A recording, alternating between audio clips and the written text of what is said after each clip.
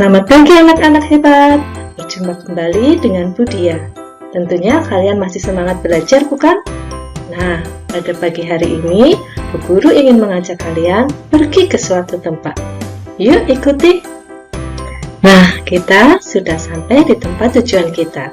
Ibu mengajak kalian pergi ke kandang sapi. Tentunya kalian sudah tidak asing lagi bukan dengan sapi?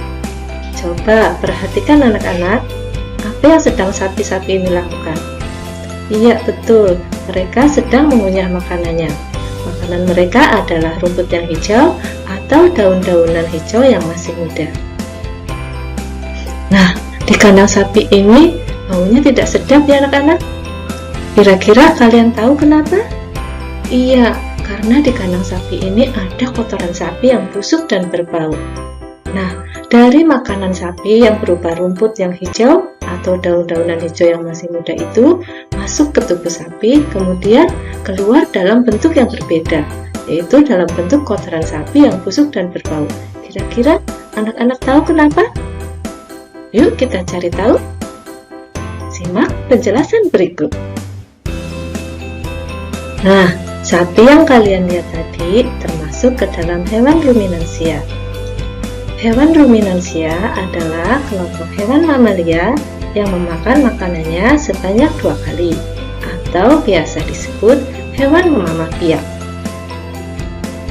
Contoh hewan ruminansia diantaranya adalah sapi, kerbau, rusa, domba, kambing, dan kijang. Rumput yang dimakan sapi tadi bisa berubah bentuk menjadi kotoran sapi yang busuk dan berbau karena terjadi proses pencernaan di dalam tubuh sapi. Nah, bagaimana proses pencernaan pada sapi? Hari ini kita akan mempelajarinya, yaitu sistem pencernaan hewan ruminansia.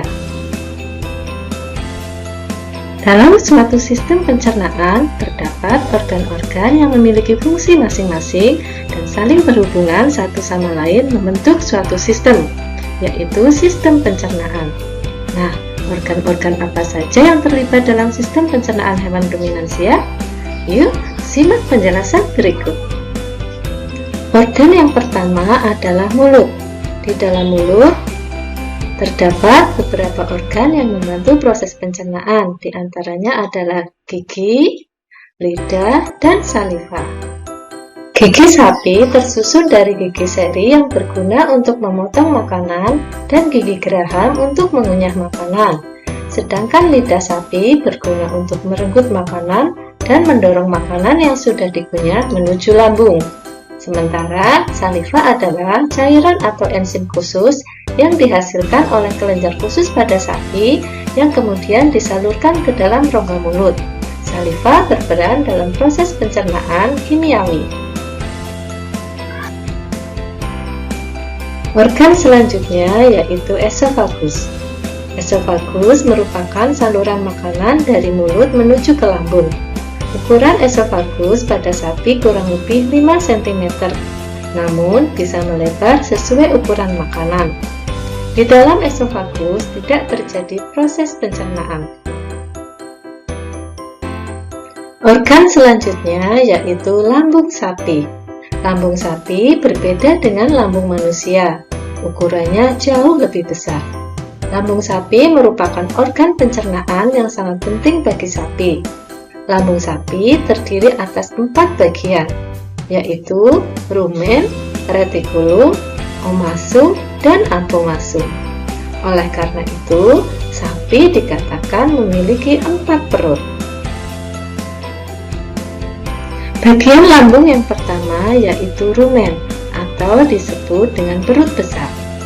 Bagian lambung ini ukurannya paling besar dan terhubung langsung dengan esofagus. Di dalam rumen terjadi pencernaan dengan bantuan mikroba atau bakteri. Makanan dicerna menjadi bubur dengan gerakan mengaduk yang dilakukan oleh dinding rumen. Saat sapi beristirahat, makanan kembali ke mulut dan dikunyah kembali, lalu masuk ke retikulum. Bagian lambung selanjutnya yaitu retikulum. Retikulum disebut juga dengan perut jala. Permukaan bagian dalam mirip dengan jala atau sarang unta. Di dalam retikulum terjadi proses fermentasi dengan bantuan bakteri anaerob dan protozoa, dan terjadi proses absorpsi atau penyerapan, serta terjadi pula penyaringan benda-benda asing yang masuk bersama makanan sehingga tidak masuk ke omasum.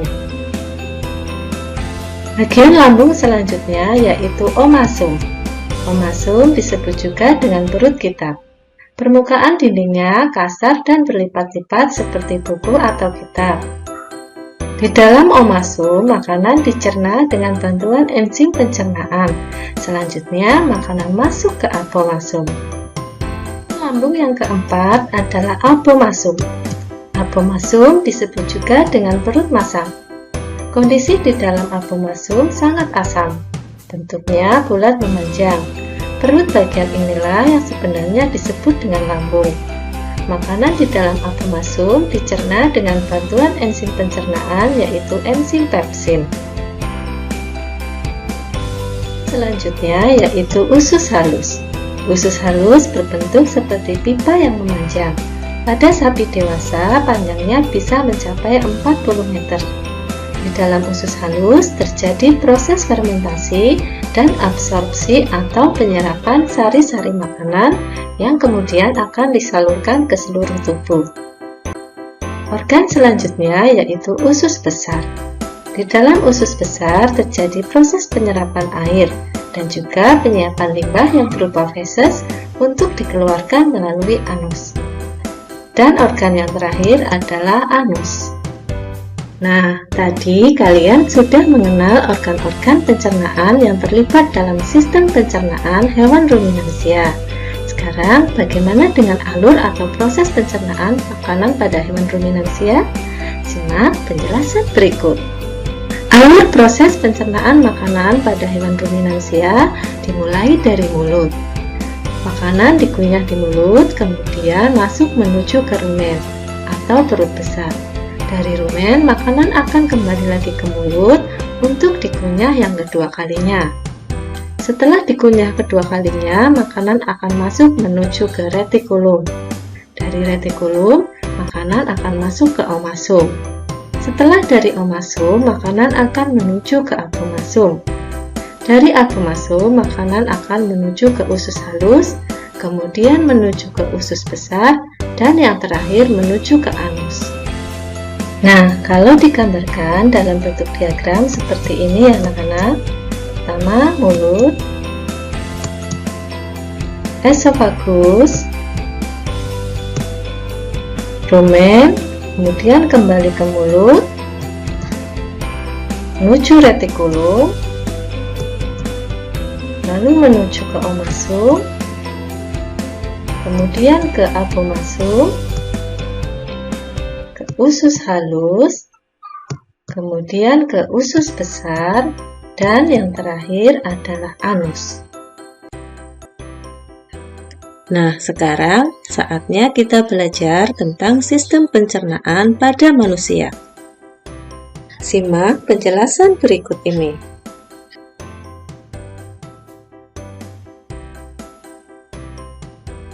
Anak-anak, setiap hari kita memerlukan energi untuk beraktivitas. Energi itu kita peroleh dari makanan yang kita makan sehari-hari.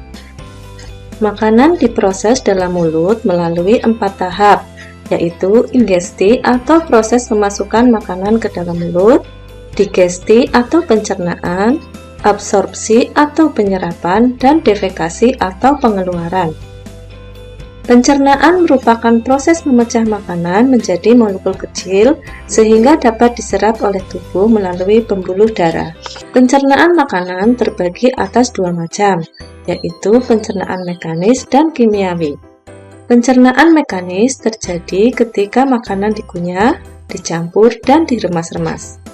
Pencernaan mekanis salah satu contohnya terjadi di dalam mulut, yaitu pada saat makanan dihancurkan oleh gigi. Pada pencernaan kimiawi, terjadi reaksi kimia yang menguraikan molekul besar makanan menjadi molekul yang lebih kecil.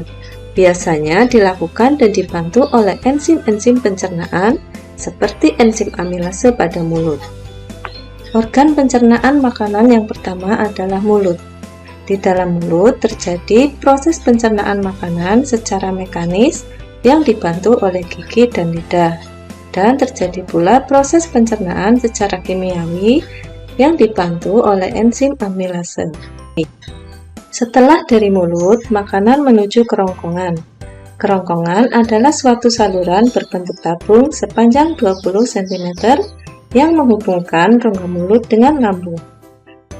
Di dalam kerongkongan terjadi gerakan peristaltik, yaitu gerakan meremas-remas yang dilakukan oleh dinding kerongkongan untuk membuat makanan terdorong masuk ke dalam lambung.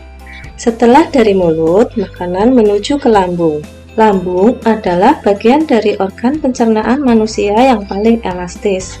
Lambung berbentuk seperti kantong dan terletak di rongga perut sebelah kiri atas.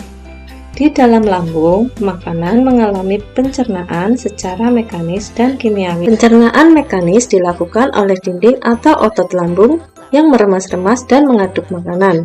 Pencernaan kimiawi dilakukan oleh getah lambung yang dihasilkan oleh kelenjar getah lambung. Getah lambung mengandung enzim pepsin, renin, dan asam klorida. Enzim pepsin berfungsi memecah protein menjadi pepton. Sedangkan enzim renin berfungsi mengendapkan protein susu menjadi kasein. Dan asam klorida atau HCl berfungsi untuk mengasamkan makanan dan membunuh kuman yang masuk bersama makanan.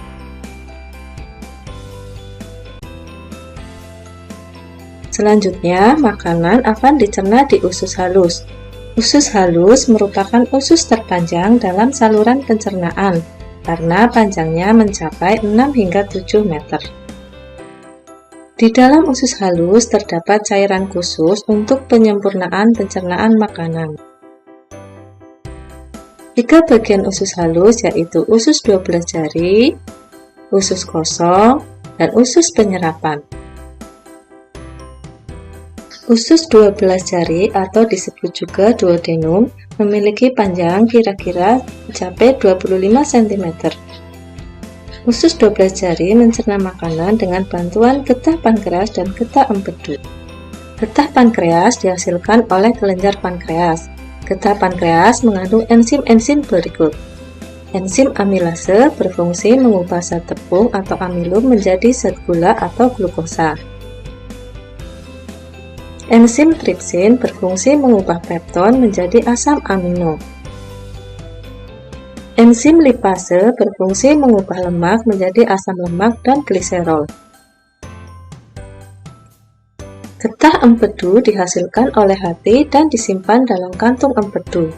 Getah empedu berfungsi untuk menghancurkan lemak. Selanjutnya, usus kosong atau jejunum terletak di antara usus 12 jari dan usus penyerapan. Panjangnya sekitar 2,5 meter dan berfungsi untuk mencerna lebih lanjut makanan yang telah dicerna oleh usus 12 jari.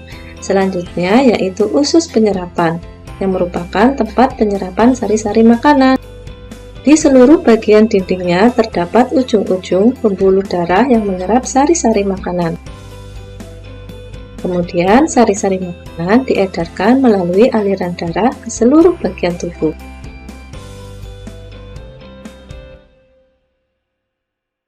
Sisa-sisa makanan yang dicerna masih berlanjut ke usus besar. Usus besar berfungsi menyerap cairan, vitamin, dan mineral dari sisa-sisa makanan yang telah diserap oleh usus halus. Pada usus besar terdapat bakteri yang berguna untuk tubuh yang bernama E. coli, yang berfungsi untuk membantu proses pembusukan sisa makanan. Proses pembusukan sisa makanan akan menghasilkan kotoran atau feses yang kemudian dikeluarkan melalui anus.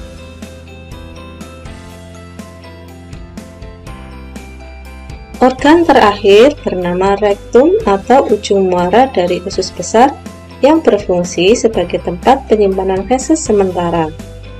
Ketika rektum terisi penuh dengan feses, maka saraf akan mengirimkan respon ke otak yang menimbulkan rasa buang air besar. Anus adalah lubang di bagian bawah pantat yang berfungsi sebagai tempat keluarnya feses dari dalam tubuh. Itu tadi penjelasan tentang sistem pencernaan hewan ruminansia dan sistem pencernaan pada manusia.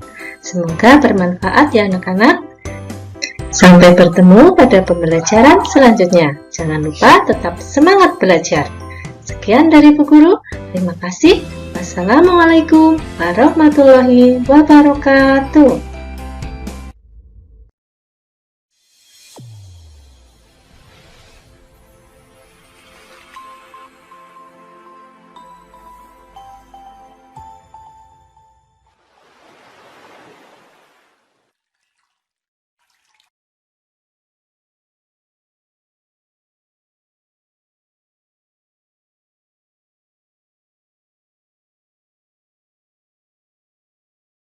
Semoga bermanfaat ya anak-anak. Sampai bertemu pada pembelajaran selanjutnya. Jangan lupa tetap semangat belajar. Sekian dari Bu Guru.